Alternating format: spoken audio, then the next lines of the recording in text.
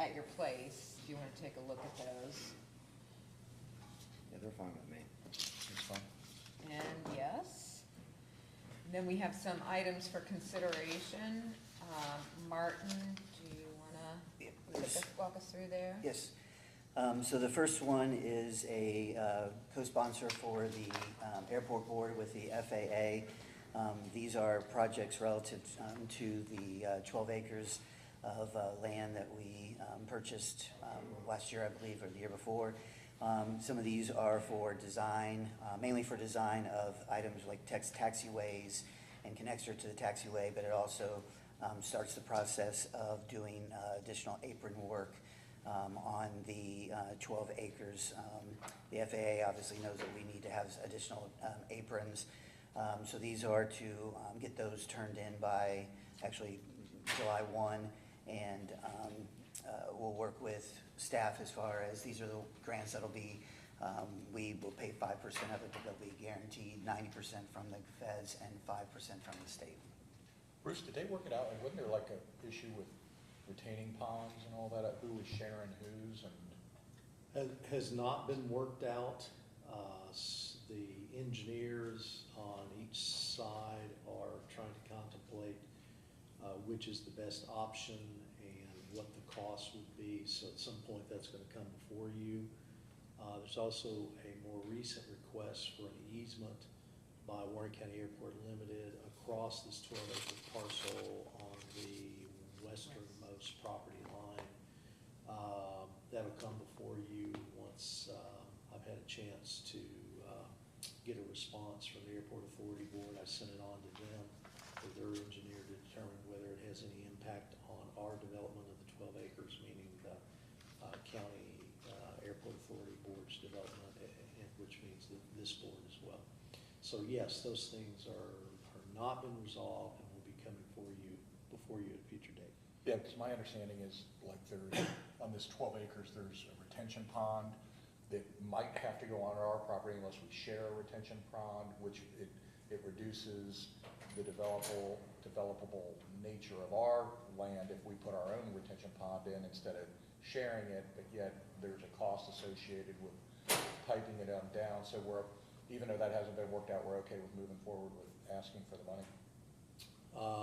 They had to go ahead and bid the design of this, or they would have missed a whole year in doing so. So as that works its way through the process, at some point if they had to, they could reject all bids, but it's just the design. But I think you pretty much gave a very accurate summary of what the issues are. I think everyone agrees. Martin and I attended a meeting at the engineer's office with both sides, the Airport Authority Board and their civil engineer, as well as Warren County Airport Limited and their engineers. Everyone agrees that the doing this as a shared stormwater drainage and pond detention or retention, whichever it is, I think it's detention, is the best option. However, Warren County Airport Limited would expect Warren County to contribute financially to participate in that, and what that number is, and that number is very high. It started really high, it's come down some, but it's still very high. So we're trying to work through those issues before it gets brought before you. And that's just a calculus that we have to do. Is it in the best interest to go ahead and just have our own pond and we save all the money of running the line over there versus it costs us something, but then we have more acreage to develop? Well, that was one of the questions that I posed is what is the delta between if we all do our own individual and what a shared one would be, and those numbers have not come back yet to my knowledge. Yeah, that's correct. And if we do our own thing, which is all sort of duplicating, neighbors duplicating something, we get some federal and state reimbursement on that. Versus if we don't, if we collectively do it and it's on private property, Warren County Airport Limited's property, then we're not going to get any federal or state reimbursement dollars. Just on that portion. And that's correct. And then we have to pony up money to the private property owner to participate in their system. Okay. What a perverse incentive or disincentive. Yeah. I mean, I understand not wanting to invest in somebody else's property, but if it requires, if we're feeding into their, anyway. Right, and it potentially saves government. You know, Exactly. money by doing this. Exactly. But yet, no, you're running a line over there, so we're not gonna pay you for anything. Yeah. Just efficiencies of government. And if we don't have that pond, as you did mention, Commissioner Young, if we don't have that pond on our 12 acres, that's more land that has potential development, potential that we lose if we have that pond on our property. So those are the things the civil engineers are trying to work out and come back, and hopefully both sides can present something that's agreeable to them, and then let you decide. So you're recommending approval of this so we don't miss another year? Yes. Some of the, okay, well, yeah, do we do these individually? I forget. Yeah. Yes, so, Second. And yes. The next one is a resolution to waive permit fees by 50% for a construction project of a new structure at Bethany Baptist Church in Pleasant Plain. yes. So, I'll second it. And yes. The next is a resolution to sign a service and pricing agreement with Priority Dispatch. This is actually to lock in prices. We normally do Priority Dispatch for a 3-year agreement, but this is for a 5-year agreement. This is what first responders or dispatchers, it's the electronic that kind of tells them the next Yes. questions to pose. Yeah, yes. And Bruce, I think it's appropriate for us to just say that we approve of this. Isn't that sufficient? We don't have to make a motion a second. We can just say that we approve it. These are items not on the consent Yeah. agenda? I Yes. mean, they're being offered for the opportunity for you to comment in public on them. If you don't have any comment on them, then so They're be it. passed. Okay. Just. Okay, yeah, we don't have to approve each one individually, right? Well, there's a resolution for each one. Yes, yeah, because there's a resolution. Or can we question it and then in mass, once they're explained, say, pass all of these? You could make a motion to pass all those resolutions once you've gone through each of them. Yeah, let's, Do you have to read them by title only like we are here? We should read Just them. gives them by the title. Well, then read them all by title only, and then we can en masse approve them, and if we disapprove of something, we can mention it. yeah, Okay, so read them by title only. Whoever's gonna do that. yeah. Well, that would be the clerk. Yeah, it would be. Here, it was like, Kind of flip-flop, so, right, so, you're starting with the third one. we have a resolution accepting a quote from Verdosoft LLC on behalf of the engineer's office. A resolution entering into contract with Fillmore Construction for the Warren Columbia Road resurfacing pavement project. A resolution entering into contract with the Aeromark Company for the 2026 striping project. A resolution approving and authorizing the director of the CAC of Warren County to sign the Ohio Network of Children's Advocacy Centers Round 4 Grant Agreement on behalf of the CAC of Warren County. A resolution entering into contract with Fillmore Construction for the fiscal year 25 Franklin Township Staley Road repaving CDBG project. A resolution entering into contract with Middletown Christian School on behalf of the Warren County Sheriff's Office. A resolution authorizing the Director of Facilities Management to execute the 2026 Community and Litter Grant Agreement with the Ohio EPA. A resolution accepting a quote from Midco Diving and Marine Services on behalf of Water and Sewer. A resolution accepting a quote from Deborah Kemple on behalf of Water and Sewer. And a resolution entering into agreement with MP2 Energy for additional water and sewer electric accounts. Is there a motion? So moved. Second. And yes. And then I do have 2 add-ons today.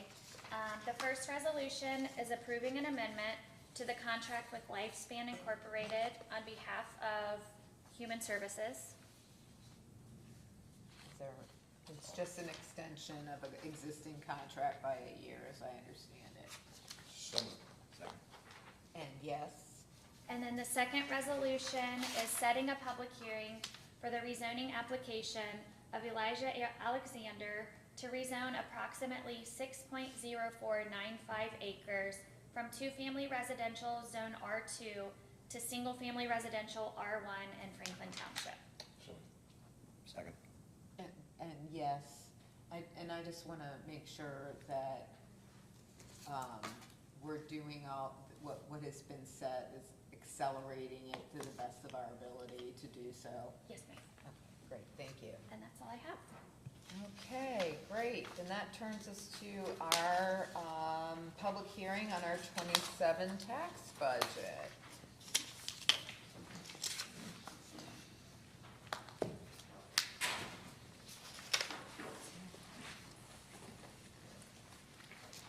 Good morning. Morning. I'm gonna let Lisa come up to me since she's our detail person here on this, but we're just in front of you today seeking approval of the 2027 tax budget, which certifies that there are sufficient funds for the planned expenditures. A few highlights: the 2027 tax budget, the general revenue appropriation request is $99,957,676. It's about almost 7% over last year's appropriation. We anticipate revenue for the general fund in 2027 to be about $108 million. It's about 0.5% over our anticipated receipts of 2026. Just kind of a note that we are removing the property tax, which is about $33 million in revenue, but we are adding 0.5% permissive sales and use tax, which will hopefully bring in about $28 million is what we anticipate to offset that. This is just a starting point. We did not do a lot of adjustments yet to this budget because it was a tax budget, so we will be working with departments, elected officials, to further evaluate their budget requests and make adjustments to the final budget. So this is really just a starting point for us. Kind of coming in kind of where we usually do in the spring. Is there any questions about that before I move on? Yeah, I have a question. okay. So you said that you are going to be reflecting, that we won't be collecting the inside millage, Inside and that we have instituted a temporary 0.5-cent sales tax. So you're saying 33 million and 28 million, so there's a $5 million delta. Is that similarly reflected in your reduced revenues? Correct. So the revenue amount reflects a $5 million reduction? Correct. Okay, so tell me what that anticipated revenue collection is for 27. Well, do you want to refer to that one document you gave them? Which one would be best for you to have them looked at? This one right here? For the revenue, yes. Yes. So what we did this year was we provided the pages stapled together, and there are two highlighted lines. One is going to be this is every department. Your general fund is the first line, and your non-general fund is from there on. We highlighted the two middle sections, which is the anticipated revenue and the anticipated expenditures. If you go to the very last page at the bottom, it'll show you your anticipated revenue and your anticipated expenses, which will be the difference of your general fund amount, right? The general fund will be the top line, Right. it's the very top line. So you'll see where you have the estimated carryover, your anticipated receipts, You're Your- talking on the first page? the very first page, very top line, where it says 1101 general fund. Your anticipated receipts there, your anticipated expenses, and your anticipated, that's your cash Right. carryover to excluding all the leaving funds and stuff like that. So that's kind of where we are. If you look on the very last page, that is the total of all of the general fund and all of the non-general funds, where we would sit at the end of the year. So you use parentheses for positive? Yes, That yeah. is It's- very odd. It's backwards, in- Backwards. yes, It's it is, looking it's like it's, backwards. I'm reading losses on Yeah, it. no, yes, I will, it's backwards with our software. Well, and we also reflected the carryover that we anticipate from 2026. And Correct. what we're trying to do this year is update our forms and maybe approach our fall budget in a way that is really identifying exactly the departments that we want to discuss, instead of doing the same departments every year that kind of aren't as much of it, issues, it's kind of the same, but also bringing forward different documents that are showing you what the carryover is, what those things look like, to kind of give a better picture of it. So we kind of at the last minute decided to put this together in front of you all, so I understand there's some questions, but So in the big picture, you're saying all departments, it's not just us, we're talking about bringing in 290 million, but yet the budget is 305, which is obviously not good if it's that big, but what you're saying is certain funds have a very large carryover, and I'm just looking at one, like the sewer projects, sewer revenue, where we're only bringing in 13 million, and we're spending almost 20, so we're just basically hitting the carryover fund for 7 million, which is half of what we're short. and we're anticipating the carryover on May 31st, where obviously we'll have a better number in the fall to know where 2026 is occurring, and we like to kind of underestimate the amounts, because we don't, we want to make sure that We're very conservative. being very conservative, because our number of our final numbers is that in 2026, our total anticipated expenses were actually 314 million, which is above what we have right now for 2027. So we've actually lowered the total budget, general fund and non-budget general fund, what people are asking Well, not for. the general fund, but all county spending. All, the whole total general, everything, the entire. Yeah, because you've got you're showing the general fund going up 7%, which is not going to last. That's not good, Exactly. and we have not done adjustments at this point. Yes. Okay. Yes.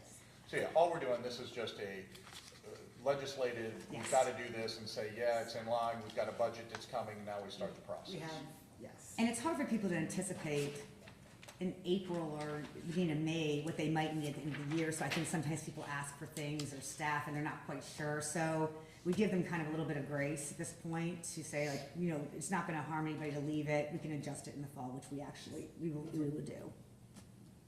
So I don't know that I got a direct answer to my Okay. question. What I need you to verify for me is that in the general fund, the anticipated revenue line of 108 million, that is reflecting 5 million less in property tax, netted out property It tax. is. So you are adjusting in this already for the policy that we passed? Yes. Okay. Because we know that's a sure thing, that's definitely gonna be happening, Yes. so any kind of Yeah, sure once that thing. passed last week, I made the adjustments and Excellent. made sure they were reflected just today. Okay, great. And Thank you're saying that every single number here is a positive number.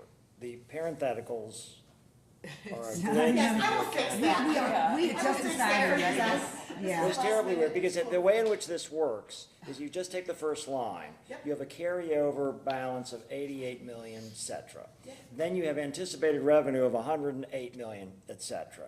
You have anticipated expenses of 99, which is actual expense, and then your balance is taking the addition of the 108 and the 88 minus the 99, right? Exactly. Okay. And we'll clean this up. for Yeah, you we'll make all. that a little pretty. Yeah. But there isn't a negative balance on any of this. No, It's no, all ab- positive. Absolutely. Okay. Yeah. it This has is to. why I failed accounting in college, because of the. Oh my gosh, I know. And depending if you're private or public Yeah. sector, Huh. it's flipped, so. And we'll readjust this to make more Yes. sense, so it's easier to read, but we want to really create documents that are beneficial to you all, so you can look at them, understand quickly what you need to make decisions. And that's what we want to really work on this year. Just really quickly to give a couple, is there any other questions about that before we move on? We just kind of want to give it a little overview that there continues to be zero debt under the general fund. The general fund tax budget at this point, right now for 2027, would be 63% public safety judicial, 33% legislative and executive, and 4% of social service, economic development, and health. Some of the areas we're kind of attributing to the almost 7% increase is we merged IT and tech services. So we've really been making sure that funding is under the correct fund number. So sometimes under the project numbers, we had some contracts, we pulled them out, we're organizing things so everything's in the correct place under each of those departments for tech services. We're just moving non-capital expenses out of capital funds and the general funds if that's what we need to do, make sure everything's correct. ARPA was some offset costs the last few years, that we had coming from the federal government. We'll no longer be doing that. We had CareFlight coming in, and basically, as usual, vehicles, personnel costs, things like that, really, desired capital purchases, things like that are kind of, what's kind of driving that 6.8%. It's just a recap of this year right now, as of May 31st. The expense target amount would be like 41% through May, and we're at currently about 39%, so we're not quite there. We're spending less than we thought we were going to be spending. The revenue, we've collected 55% of our expected revenue, at 60 million. We are still holding on to a rainy day fund that we established in 2020 of 13.5 million. So we just continue to collect more than anticipated and spend less than we appropriated. Our non-general fund expenses and revenue in 2027 tax budget. Non-general fund tax budget is also before you. Their anticipated revenue supports their anticipated or appropriated requests. And the total, as you can see, overall anticipated expense, including non-general and general fund for 2027, is that $305 million that you all see in front of you. Can I ask you a question? Absolutely. So, in this sheet, and I see that your number, of course, for 2027 foots with this sheet. But there's a lot more, so I take it that this, which is a lot more detailed, has a lot more line items, is grouped into the other one, or is that right? This is just the detail in the general Yeah. fund budget. This is all funds, general fund Yeah, but and all funds. all right, are you saying that So are there more expenses that are listed? Because you're listing out, I assume, because I don't understand 2020, so why is it called a tax? I'm sorry. What's Well, that? the 2027 line at the end, it says it's a tax. So it's the tax budget. What's that, okay, So that's the May budget. what you're talking about in actual fact is that this is your anticipated spending. For next year, yes. Like, it's not a tax. But No, they it's call a it Part of tax it- budget. I understand that, but Oh, it, yeah. Yeah, I'll just We'll put, correct I'll that. put budget well, the there. tax budget is the entire topic. Yes. Okay. Yes, we'll correct that. And I should have started by telling you, this is the general fund broken down, which is the top line of this. Yeah, I document. saw that. Okay. Now, the other thing that I'd like you to do for us, could you do this next week? So you got anticipated revenue. And could you give us a sheet that shows where all our revenue is coming from and how much it is? Yep. Thank you. Yeah. We want to know those kind of things and what's Yes, helpful, what you want, yes. because that's what Well, we want to because try and make you're with you gonna all. give me an estimation, but I wanna see each line item of what that is. Yeah, the 108 million, where's it coming from? Well, yeah. Yeah. Sure. That's what I'm asking. Could I suggest 2 weeks, because that gives them time to close out June? so Oh, that we okay, get that's the- fine. Yeah, we'll do under general fund, you want to know where the revenue's coming from. Yeah, That's fair. that's fine. Thank Yeah, that we can do that, we have that already, so. And those are the kind of questions, if you guys have interest in seeing, we want to make sure we're bringing those to you in front of you. Those are things that are help decision-making, Yes. so. So at this point, that we're just talking about really revenues. That's Yeah. that's what we're sort of establishing here, but we aren't establishing expenses. That's the work to come. I mean, you have Yes. we you have a absolutely- high watermark, but we always weigh in and will request agencies to do certain things, and then we'll have our hearings to then refine the expenses. So we're really just sort of establishing the revenue benchmark. Right, the possibility of this. And obviously, the departments will send us summaries of what they're asking for. We review those, we bring them to you all. Right, Um, and each sure. department, obviously, all of the countywide officers are gonna give us a number that they want. And we actually have discretion with everybody except the courts. The courts give us their amount, and we have to accept that. Other than that, we can meet I with, wouldn't say it quite like Kinda. that, but. I believe that's the case. Yeah. Well, they They can sue can us for order it. things, We- but, we- but we- they've still not, they've I- not done that. Yeah, we kind of discuss with them and try to understand what their needs and wants are and how they got there. We still have those kind of discussions with everyone, every elected official. We try to have that respect of what they're asking for and weigh it and understand. Yeah, and I met with the judges before where we've gotten them to change their number, but I've always been under the impression that when they finally settle on their number, the law provides that that's typically what we need to give them. No, if they sue us for it, that's my understanding. We can, yeah, they can take us to court and order it, but they can't make us change our number. That's my understanding also. I think they have a lot of There's a legal action. discretion. They can't just tell us, oh, this is our number, period. Then you're gonna order us to do it through a court proceeding. Bruce, isn't that the case? Yeah, I think Adam is here, and he has litigated something very similar to this recently on behalf of the county, so maybe he could speak to it better than I. We have this issue with the prosecutor's office. The prosecutor's office comes before you starting in May, just like the other elected officials do, and just like all the other departments do, and we go through the budget commission process. Prosecutor obviously recuses himself during that portion, but we had someone bring an action against the Warren County Prosecutor's Office claiming that we were compelled to go get a court order to get our budget, and because we did not do that, all the funds appropriated for the prosecutor's office over the last few years were illegally appropriated. And they were trying to get David Fornshell to personally pay back that money over the last several years. But we litigated that, and it went to the 12th District, and we prevailed. You know, I won the case, which I was very happy about, because that meant my boss was going to have to pay back, you know, a 7-figure number. But ultimately, what the court said is that, you know, we can choose to go through that budget process. That statute that says you can go get a court order, that's for those really, you know, I'm just going to say it, dysfunctional counties, or maybe counties where there's been a lot of fighting over what the budget would or could or should be. And so now there's a historic practice for some counties where they always go get that court order, just sort of as to use as a shield against the county commissioners. Because in the past they've had some infighting between the elected officials, but we've not had that here ever.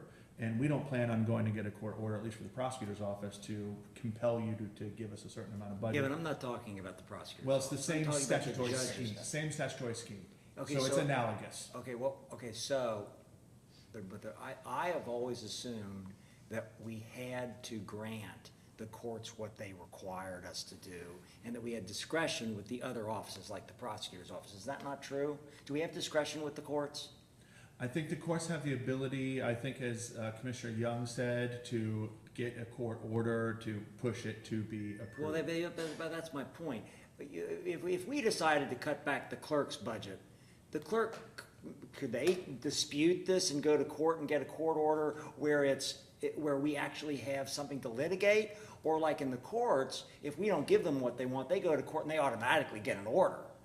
Might be best if I give you a written opinion on this, because each office is a little different. Okay, well, I'm and have their own interested in that, statutes. because I practice in court. And I've found it curious, for example, that each one of these judges have their own magistrate that basically does their work for them. And that isn't typical of courts, that they all have their own magistrate in other counties. But we pay for that. And yet, really, we're hiring two different judges that are doing the same thing. And because what happens for the public, if they were listening to this, so the judge assigns almost everything to magistrates in this court system. And sometimes they don't, but for the most part, they go through their magistrates. And then every magistrate decision is subject to an appeal in effect, to the judge. And then you just relitigate the same thing, and the judges typically rubber stamp whatever the magistrate has done. Sometimes they change it, no question. But basically, we're paying for two judges for each court. And I've always just assumed we had to accept that. I mean, it would make more sense to me that they have one magistrate for all of them and assign that when they think it's necessary. And other words, they just do their own work. But I'm not saying that these magistrates are worthless, but they are an added expense to us. And I'm curious, are we able to decide and say to them, gee, why are you doing that? And obviously, we can jawbone them with this thing, but at the end of the day, if you can give us an opinion on whether or not they can force this every time, I'd be interested in that. That would be best if I could give you a written opinion. Okay, that's great, thanks. This happened to us, Bruce. Yeah, I think Commissioner Young is right. I think it's not like going to court. If you don't do it, you could say no, but then they could put down a journal entry ordering it to be approved. And that becomes a political decision. I had this argument with an unnamed judge 18 years ago, where they wanted something, the board said no, and in a public meeting, I said, well, then you go ahead and talk to the voters, and you order us to do it, because we're not doing it. And Yep. that's what it is. It literally just isn't, they tell us what we want, and we have to do it. If it gets to that point, that there is literally a process of a court order to do it, then that becomes a political decision of, it was out of our hands, we were ordered to do this and spend that money. So that's the difference. You know, and my only point is that if we do that, and then the court goes to get an order, there isn't I can't win that argument, is my point, is that I can't go and say, oh, wait a second, we're right, you're wrong. I believe the courts are entitled to simply go and get an order. I wouldn't dispute that, but then that's a political decision that they made, they ordered us to do. Okay, and I get that, but I'm interested in your opinion, because I don't understand why they've set their system up with their staffing the way they've done it, because I think it's inefficient. And they didn't used to do it this way. They had a pool of magistrates, but in any event, that's all. If you can give us that opinion, that'd be great. Yeah, one more thing I might add, just so that Adam doesn't go off on a tangent here, and that is, I don't think it works that way, Commissioner Grossman. I don't, correct me if I'm wrong, but I don't think you micromanage what you appropriate your appropriation to them can be used for, whether it's hiring a magistrate or not. You appropriate a certain dollar amount, and they can use it however they decide to use it. So to say whether they can hire, 3 magistrates versus 1, I don't think you guys have done that for a long time.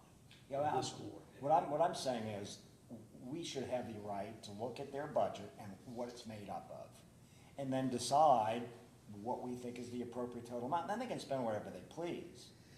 I would note too that historically, the judges had staff attorneys, and they had legal clerks, and there was 2 magistrates.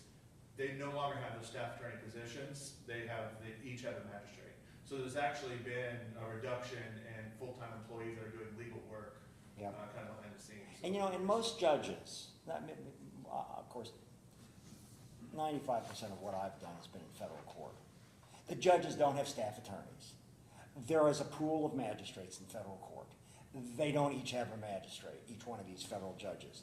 And the federal judges have a clerk, which is typically a lower level attorney but it's not a full-time person. Now, some of the federal judges have full-time clerks that have been going there year after year after year.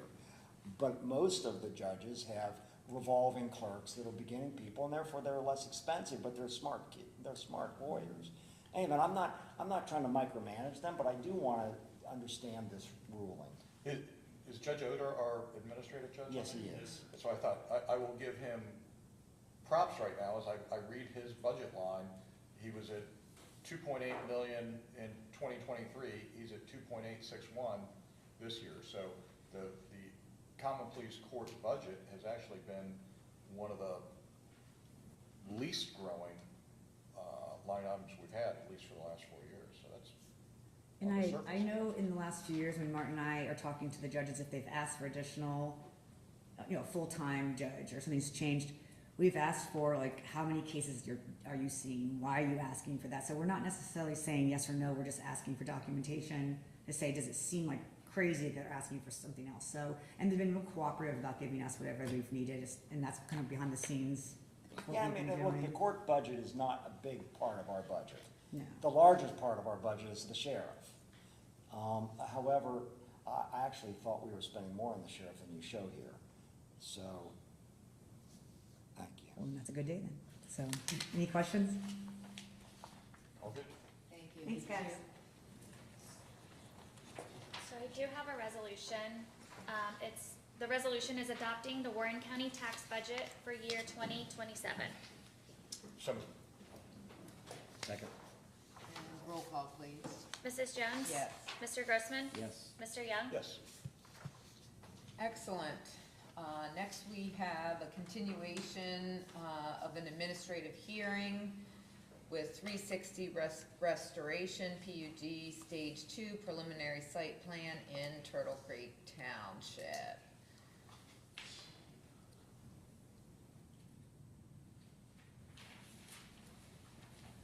Good morning.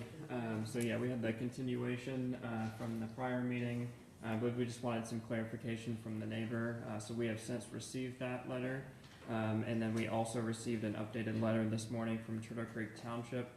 So I can provide those copies to you. Yeah, I saw the letter from the neighbor, but I did not. So this is from the township. Thank you.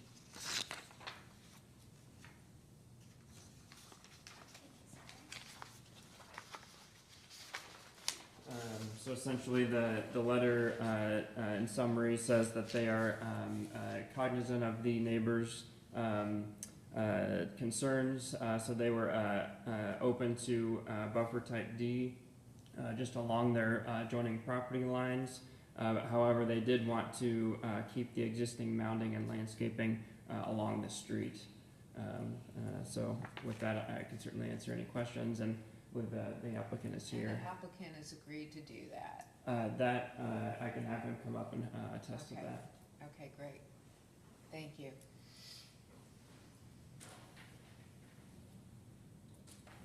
Let's mark these for the record as exhibits. One is the neighbor's letter and two is the township's letter. I don't know where we are in the lettering or numbering process.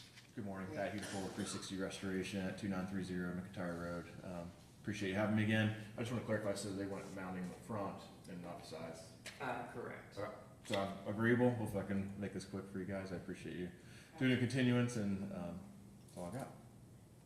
Okay, great. Any questions? That's all we got. Okay, so, um, Can we put the conditions back up so the commissioners can see, Sorry. please? I assume this would And be I a wanna motion make to sure approve the that condition. what the township has put in their letter is reflected in what we're approving. Yes. So yeah, the conditions here are 1 and 2, which are pretty standard for the compliance with the standards. Number 3, so the update to that would be 3F. So that would be Exhibit E would be the letter from the township identifying where they wanted those.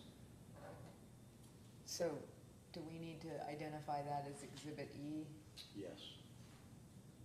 the letter from the township trustees?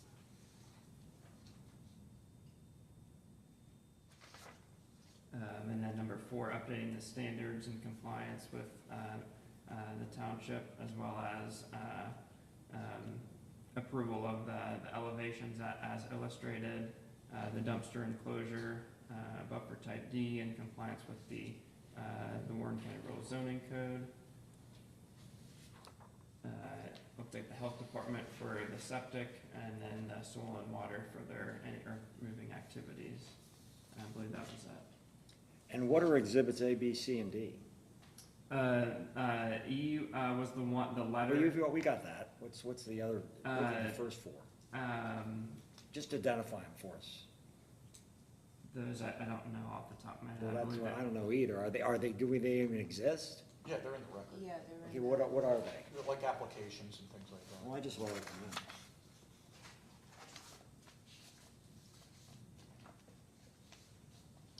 And just for the record, I'm just affirming that, I know you were sworn in at the last hearing, Sure. and I'm just affirming that you were sworn in and you're still telling the truth. Yes.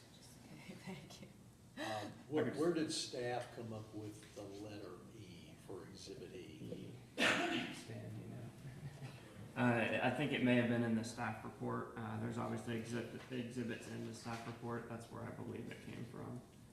Oh, do we have the staff report here? Yes. Yes. I know it was in was it last week we were The here? answer, Commissioner Grossman, is there's no A, B, and C, and D, other than what's referenced in the staff report. that may constitute A, B, C, and D. So A, B, C, and D may not even be exhibits. They may be a reference to something else? They're exhibits to the staff report, so Okay. they're in there, but as far as this board marking exhibits, you're starting with E. Okay, then I'll accept that. Great. Okay, thank you. Is there anyone here who wishes to testify as an opponent to the site plan? That's the only issue before us. Is there anyone wishing to, I guess I should have asked proponents, but they're all here. I've already asked the applicant about what documents that he would like us in the last hearing, so I probably don't need to go through that again, do I, Bruce? No. And we have entered in E. So at this point, if there's nobody here else wishing to testify, I would entertain a motion to close the public hearing, So the moved. administrative hearing. So moved to close. Second. Roll call, Mrs. Jones? yes. Mr. Grossman? Yes. Mr. Young? Yes. Okay, so I will either entertain a motion and a second to deliberate in private, otherwise we can deliberate in public. Let's deliberate in public. I'll make a motion to approve the Stage 2 preliminary site plan approval with 9 conditions as amended in this meeting. Second. And roll call, please. Mrs. Jones? Yes. Mr. Grossman? Yes. Mr. Young? Yes. Great. Thank you so much. Thank you for being here. Okay, Adam, you're back on deck. And you're right back on time, Madam President. That's the way I roll. I have notes on my phone. I'm not playing on my phone. I just wanted to know. So I'm here before you, Adam Nice, the prosecutor's office, because I was asked to start the paperwork going to renew what we often call the senior levy. The senior levy has been on for 5 years now. It is being collected this year for the taxes charged in 2025. Council on Aging made contact at the beginning of the calendar year and said they wanted to renew this levy, asked if you would, and to put it on the levy in November. So that process starts now. The deadline, just to refresh your recollection, because this board doesn't do a lot of levies, it's a 2-step process. First, we ask the auditor to certify how much money would be collected by certain millage. And once you receive that certification back about how much money it will generate, what the overall tax value of the county is, then you do a second resolution, which you direct the Board of Elections to put it on the ballot. So what we have before you today is just step 1, to ask the county auditor to certify the amount that the levy would bring in for you. It's a 1.21 renewal levy. They're seeking to have it on for 5 years. And your due date to accomplish both resolutions and get the certification back from the auditor is August 5th. You have to have it to the Board of Elections 90 days before the November 3rd general election. Ken Wilson from the Council on Aging has contacted your office and asked that he come on July 21st to explain to the public and explain to the board the public purpose and the need for this renewed levy. And just to be clear, this is not a tax increase. This is a renewal of an existing tax that has been a property tax for many years, supporting the senior citizens of the county. So I'm not here to make sales pitch. I'm just here because I was asked to do the paperwork. All right, so they are seeking a renewal of the same millage rate? That's correct. Okay, but that could be a tax increase, because as people's property taxes or their property is appraised at a higher level, they're gonna be paying more money. And what the public should understand is that this is not they're not asking for a sum certain. They're asking for a millage rate. That's all, correct? That's correct. Because if they were simply asking to receive the same amount of money they've received in the past, the millage rate would go down. When you do a levy renewal, it's renewed with an effective rate, which is actually a reduction. So it'll appear on the ballot as if it is 1.21 mills renewal. But, and this is a little beyond my knowledge, I know that the auditor could explain this to you, it's renewed at the effective rate. So there's a reduction to go back in time to what was being collected when it was first put So on it the depends ballot. upon the improvement of property. So usually, if you're actually just collecting a certain amount of money, then of course, as new property comes in and is improved, it will be paying a rate, and it will reduce everybody else's effective rate. So how does this work in this particular case? You're renewing a 1.21 mills levy, as you stated, but it gets renewed at the effective rate, looking back in time, and that effective rate is a reduction of what's actually collected. So the people that have no improvements in their property, are they then going to be paying a lower amount of money regardless of how we deal with this? I don't understand your question. Okay, in other words, effective rate and actual rate relates to whether or not you are, I think it's related to the improvement of the value of the land, is what I think it is, because the auditor is gonna tell us how much the 1.21 collects. But we're not authorizing the collection of that amount. All we're authorizing is the millage rate. And then how the millage rate applies, and maybe this is the case, the millage rate may affect people's property differently depending upon whether or not there's been an improvement on it. The auditor will tell you what the effective rate is and what that dollar amount actually is.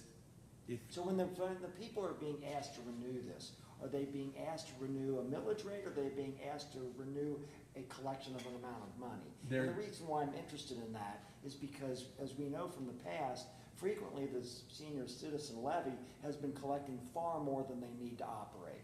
And as a result of that, 4 years ago, we convinced them not to collect for a year because they had a large reserve.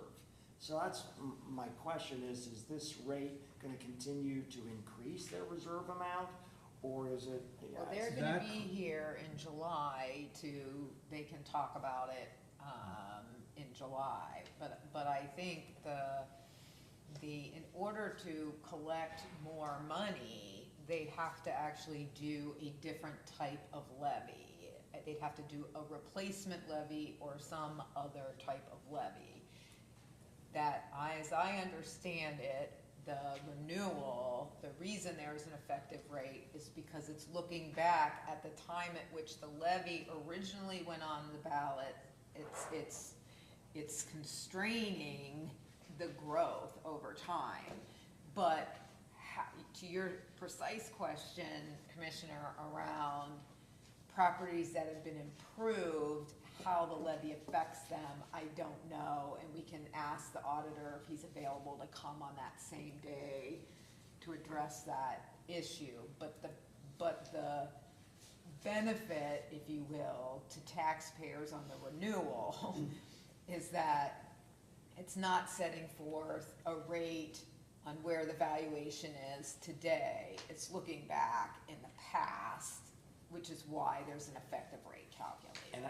Exactly, because what I think is happening, and the difference between a renewal and a replacement levy, is that the renewal levy will not collect any more money. The renewal levy collects less than a replacement levy, yes. So here's what I think is happening, and this is why I was asking the question. With the renewal levy, and the public has a right to know this, the renewal levy, and the reason why the auditor is gonna tell us this, will not collect any more money total.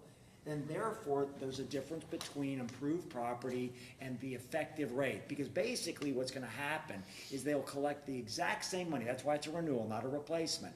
And then, because there's been improvements in some property, they will pay to make up the difference, so that the people that have not had improvements, they will pay an effective rate of less than 1.21 mils. I think that's what's going on with the renewal levy. Everybody will pay less than an effective rate. Yeah, except the improved property. Because the improved property is the one that pays the difference to make it the collections the same. In other words, if you've gotten property that's improved, they're gonna pay a larger amount of money. But that larger amount of money means that the people that have not been improved pay less. That's what I'm saying. I think that's what happens here. I went to Auditor ChatGPT for Ohio levies work in Ohio, rate consistency, the renewal freezes the levy at the effective millage rate of the expiring levy rather than resetting it to the original voted rate. Revenue consistency, because millage remains tied to historical valuation, revenue generally remains static, and no tax increase. Because the effective rate is preserved, it does not lead to unintended tax hikes resulting in inflationary home Yeah, values. this is exactly my point. So in other words, what's going on is that the same amount of money will be collected total, but that means that the people whose land has not been improved will pay an effective rate lower than that, because the improved property will pay the difference. That's what I'm saying is really going on, and that's exactly what Commissioner Young just read. I believe that's right. Okay, thank you. Thank you. So we'll see if Yeah, good. staff can see if the auditor is available for that hearing that has been set to clarify any of that. And I do have a resolution requesting that the county auditor certify to the Warren County Commissioners information concerning the renewal of the senior services levy. So, And roll call? Mrs. Jones? Yes. Mr. Grossman? Yes. Mr. Young? yes. Great, that has been set. Crystal's got something. Oh, I'm sorry, go ahead, Crystal. So I did receive a request from a vendor and from the Department of Commerce. We received an application for a permanent liquor permit for the Green Tree Country Store. And typically what we do when we receive these, we have to, if we object and we want to have a hearing to object the permit, we have to respond within so many days. We have a 30-day period, and if we don't send an objection letter, then the state moves forward with their process. We've had a request from the vendor asking that we basically waive our hearing rights a couple days early so that they're able to open So the before the 30 days holiday. expires on July the 2nd? Yes, ma'am. And so we've not had any requests for a hearing on this by the public? Not as of today. I mean, I've not, I've been here, I have the least amount of tenure of the board, but in the nearly 10 years I've served, or the 9.5 years, I've never had a request for this, so. There's a reason. You can't just object. There's legal standards upon which to object, or for this board to make a finding. In the old days, before any of your time, they used to set all these for a hearing here, and people could just show up. But the problem, in the law, you have these standards. So it's such things like, has this person been convicted of a crime, which makes it unreasonable, or their fitness, or do they have another liquor license and they haven't performed well? Is there a saturation of liquor license in this area? This is in a rural area. This is what that gas station that got approved out in Turtle Creek Township, out where there's no other development. So there's these standards of which, so therefore, even if someone sent you a letter and says, I'm anti-liquor license, it doesn't matter. They have to have a basis for that. So that's why you don't get those. And we just let that time lapse, and by operation of law, they move forward. This is just a unique one where the applicant is asking for you to waive it. Yeah, It's only a I mean, couple my only days. point is that if we're going to act upon this and go outside of that, allowing it to lapse and it to continue on the process, I would just say, well, it's only by 2 days. We have, there's not anybody who's asking for a hearing, and so I feel like it's justified, unless, Bruce, you tell me it's not prudent, but. I don't even know how the constituents of yours get a notice. I don't even know if they get a notice mailed to them, how they would know, Yeah, other than it being on your agenda. because this is something that really the state Correct. deals with. It's not in our purview. It's Correct. just, This is almost just an administrative, do we have a big problem with this? Do we know something they don't? Yeah. So should we act on this? I mean, I guess we can do that, but You why, need to- why do they want to go, do these people, are they just simply uninitiated if they're requesting this? Because we're not gonna object to this. Have we ever objected to giving somebody a liquor I license? think they're just trying to get the clock ticking at the state, because once it comes past here, then they still have to go through the state's process. Yeah, Do I they think wanna they're just speed trying- up that? You think that's They're what it just- is? Yes, Yeah, they're just they wanna get open for the holiday. Okay, well then let's go ahead and do Yeah. this. So Is you're, that a motion? Yes. Second. You're authorizing the clerk to sign this document Right. and return it to Yes. the state. Okay, So there's a motion and a Second, second, yes. and a roll call, please. Mrs. Jones? Yes. Mr. Grossman? yes. Mr. Young? Yes. And you know what, I'm making a comment, you know, the public, so there was prohibition in the United States, which made everybody dry, I mean, you couldn't sell alcohol. Then they reversed it, and when that amendment to the Constitution of the United States reversed prohibition, they gave every jurisdiction the right to be dry. And that's what's been going on ever since that happened, is that everybody, there are dry counties which don't allow liquor sales at all. But that's because of when prohibition was reversed, it gave everybody the right to still have prohibition. And so that's why there's these liquor boards and why this all is occurring. And why I don't know that we've ever objected to liquor except with the Fair Board for a little while, but ever objected to We this. actually didn't object to it. I know we didn't, but we delayed it a bit in granting it. But we've never objected, to my knowledge, ever granting somebody a liquor license. Okay, thanks. Okay, is there anybody here who wishes to address the board today?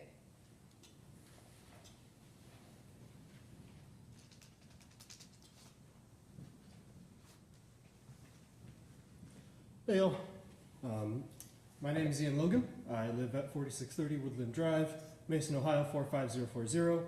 And I just wanted to take a moment because, you know, it is the 4th of July this weekend, and that's kind of where we're going to be reflecting on this country, the values, and our Constitution. And one of the issues that I believe is very prescient nowadays is the Fourth Amendment. And I believe that the Supreme Court actually just recently ruled a bit on the Fourth Amendment in regards, it's the Chartres case. I don't know if you guys saw it, it's a very, very recent ruling. But it was about location tracking, and it was about, in particular, cellular devices. And so as you guys were discussing the 2027 tax budget today, and while we're approaching, you know, the 250th birthday of our country, I believe it's worth bringing up surveillance, and it's worth bringing up the contract that the county has with Flock Safety, and asking whether you guys intend to appropriate the funds for the contract in this next cycle.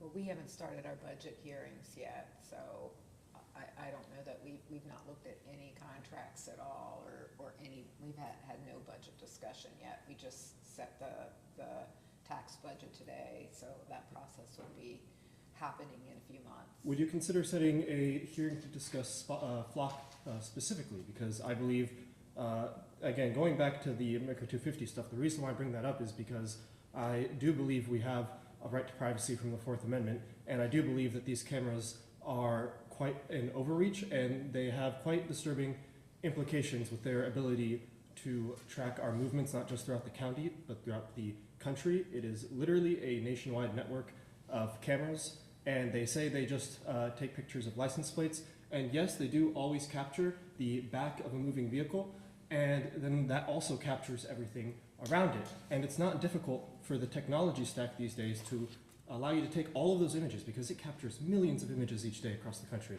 and use that to then track people, not just vehicles. And I believe there are genuine concerns with these, and I don't believe we should have these in Warren County.